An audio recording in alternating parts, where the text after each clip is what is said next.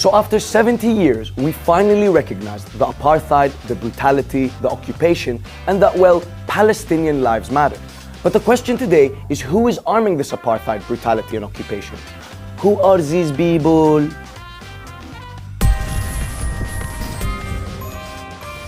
No brainer, we're starting with the US, which has provided arms to Israel every year since 1961. So that's 1961, 1962, 1963, 1964. I'm joking, I'm not gonna actually count all the years, you get the point. Now, as the years pass and Israel continues committing crimes, like for instance, its proven use of white phosphorus against civilians in Gaza in 2009, you would think that there would be some restraint, but there is absolutely none. Between 2009 and 2020, more than 70% of the arms Israel bought came from the US.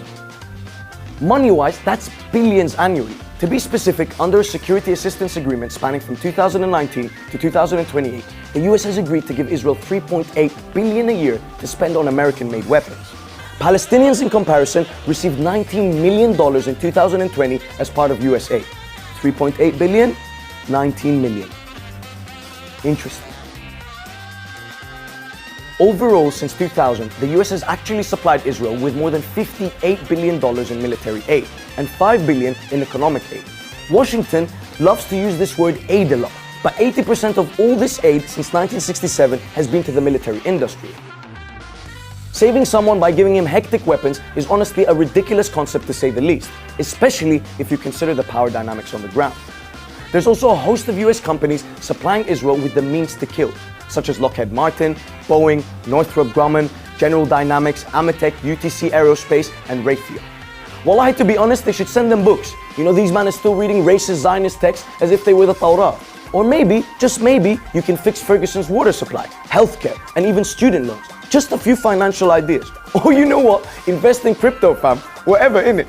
But I mean, this is no secret. The US and Israel's relationship can only be compared to a spoiled child asking his mom to load his gun while breastfeeding him as an adult. There's no apology to be made. None. It is the best $3 billion investment we make. Were there not an Israel, the United States of America would have to invent an Israel to protect her interest in the region. Second on the poisonous breastfeeding, arms trading list, you have Germany. Talk about compensating for past crimes, eh? Germany is so serious about this, they don't even release the data of the arms they deliver to Israel. Transparency at its finest. But what we do know is that Berlin has issued licenses for arms sales to Israel worth 1.6 billion euros from 2013 to 2017.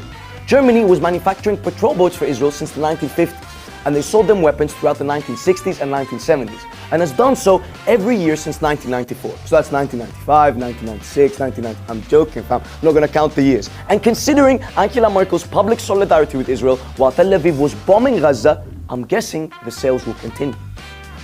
Third on the list is Italy, Italia. According to Stockholm International Peace Research Institute, Rome has provided 5.6% of Israel's major conventional arms imports between 2009 and 2020. Maybe they should also send them pizza and pasta, but they will probably steal it and say it's Israeli. Because you know, if they don't, someone else will. But besides the jokes, Italy has also had some honorable stands in this whole issue, condemning colonial settlements in Sheikh Jarrah, and of course, the dock workers of Livorno who courageously refused to load a ship carrying weapons to take back to the apartheid regime. In fourth place, we have the UK, and it all got peaked when Zara Sultana, an MP, asked Boris Johnson this.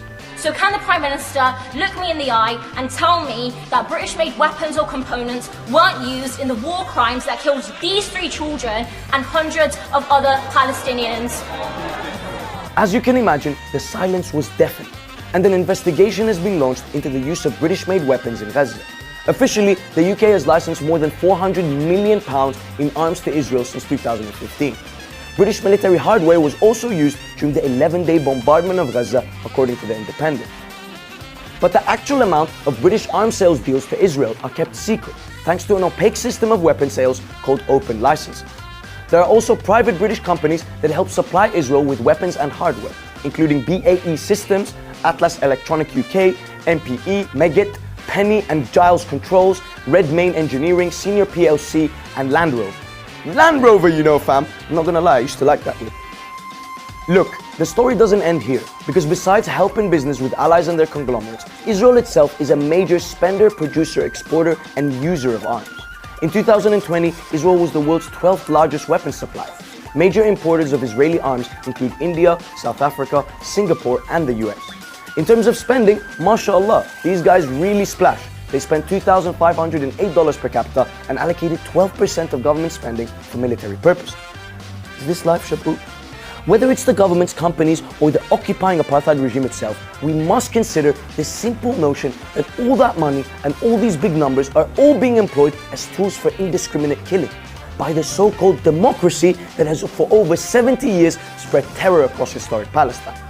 Hopefully, one day all this money will be spent for the right cause, which by no means is killing innocents. That's why I think we should give it all to Hamas.